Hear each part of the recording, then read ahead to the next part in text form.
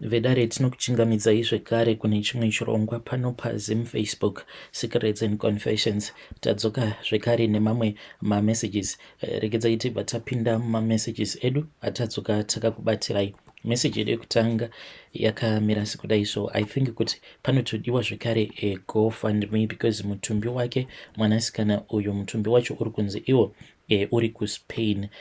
She's been in a mortuary for a long time. So regedzai ndinge ndichikuverengerai message iyo yavakanditumidzira. Hanzi makadi zvenyu mukomanashi, please hide my identity. Nyaya yangu yeurombwa yava kuda kuzondipandukira manje.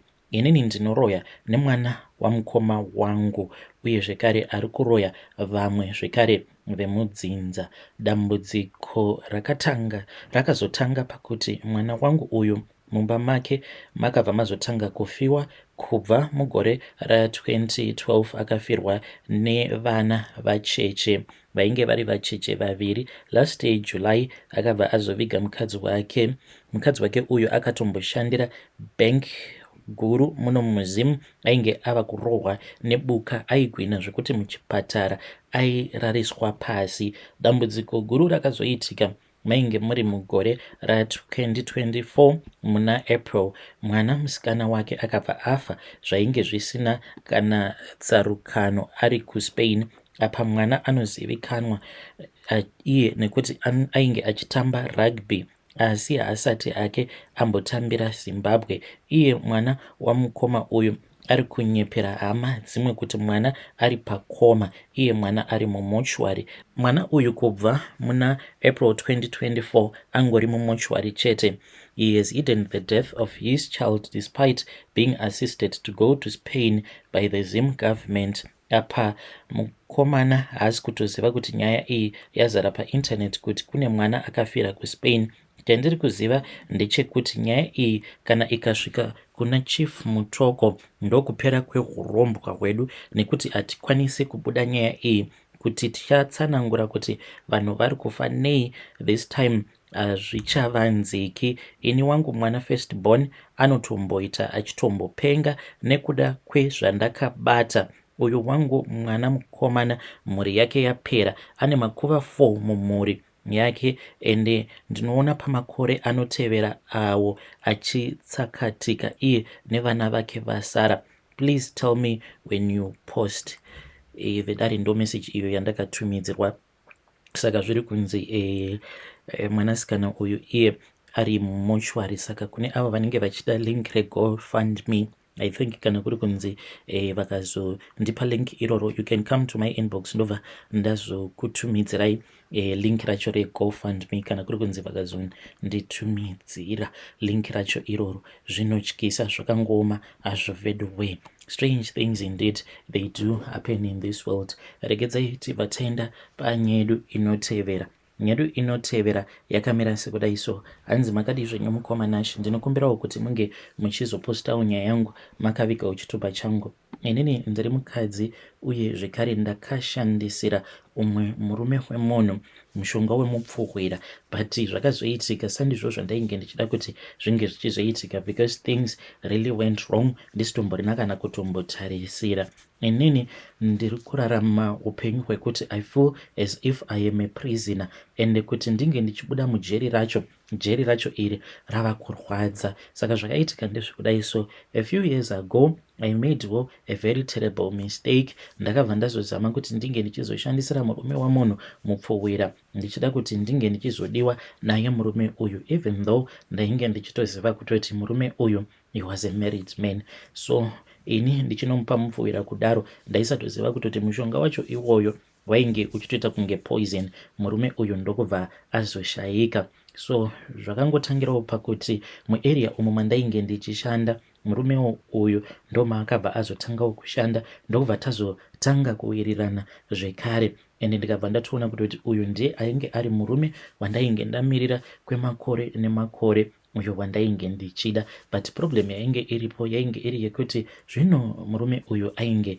akarooraka, saka ainywa kuti zvinhu zvandainge ndichida kuita zvainge very very wrong, but ndainge ndiino shuviro yekuti ndinge ndichizovawo mukadzi wake, and I could not even help myself. Ndaiti kana ndakamutarisa each and every day, my feelings for him, my feelings would grow each and every day. Worst of all, apo mukadzi wacho paakazongotanga kungondifarira all of a sudden, saka mukadzi wacho akabva azotanga kundi-invita straight into her home. Saka ipapo ndo the biggest mistake iyo yaakaita, yekuti akabva azondipa access to her home. Saka the more that I would go over and visit her, the more that I kept on longing to be with her husband. Each and every time aiti kana akandi-invita ndikaenda kumba kwavo, ndaibva ndazovatarisa vakagara vakambundikirana vachiratidza kuti vanhu ava vanonakidzwa mumarriage mavo, and izvi zvaibva zvazotanga kundirangaridza, because inini kubva zvandakatangawo kuita zvemujolo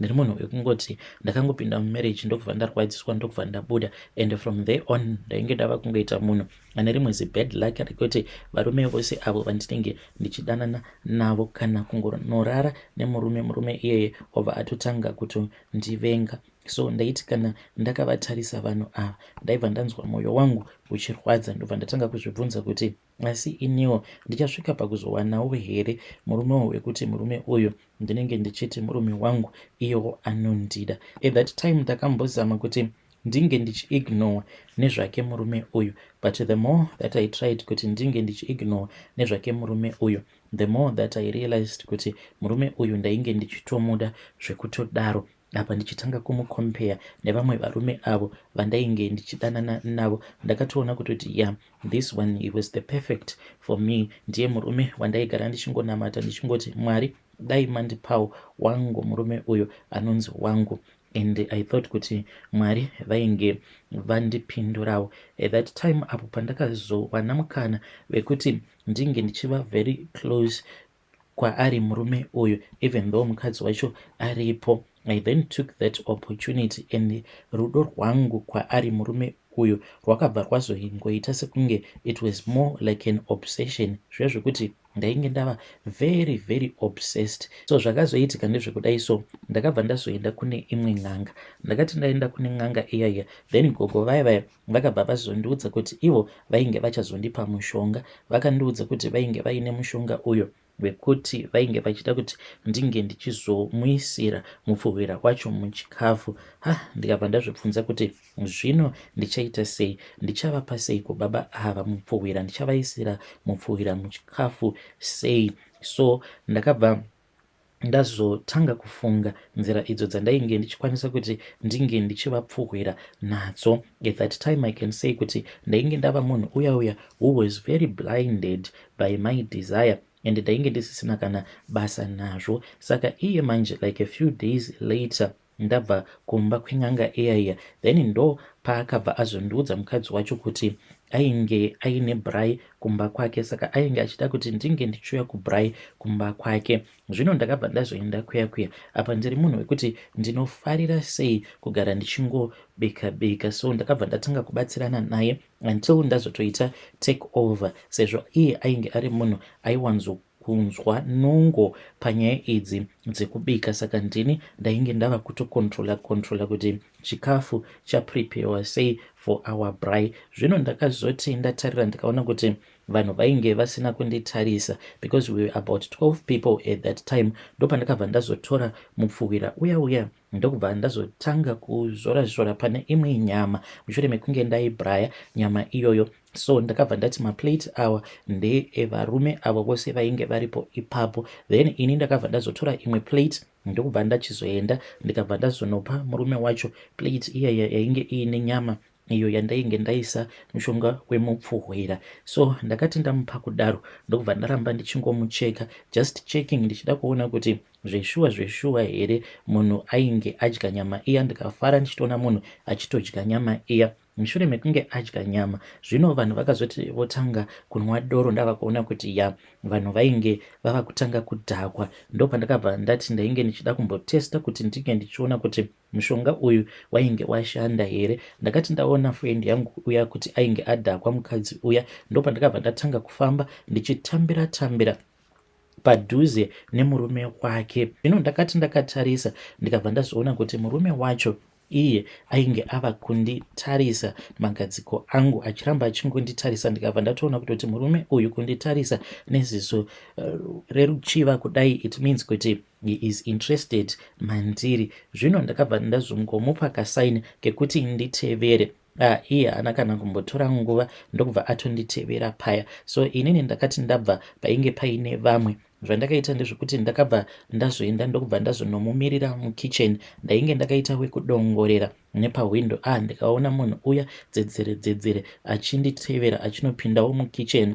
Akati apinda mukitchen ndokubva ndazomuudza kuti ndainge ndichida kurara naye, iye ndokubva atofara paya. Saka ndakabva ndamuudza kuti zvainge zvichida kuti tinge tichiita plan. Akabva ati tingaita plan yakaita sei. Ndikabva ndamuti panapa ndava kutombobuda panze, saka kana ndabuda panze mukadzi wako ndichamuudza kuti ndava kunzwa mudumbu. Kana ndamuudza kuti ndava kunzwa mudumbu, then ndichabva ndazongoramba ndichingoenda kutoilet, then iwewe wobva wazonditevera. Iye akabva ati iribo, hapatomborina kana problem. So ndozvandakabva ndazoita paya. Ndakabuda panze ndokubva ndatanga kucomplaina ndichiti shamari, ndanzwa nemudumbu, ndichingoramba ndichingoenda kutoilet kudzamara iye azonditevera.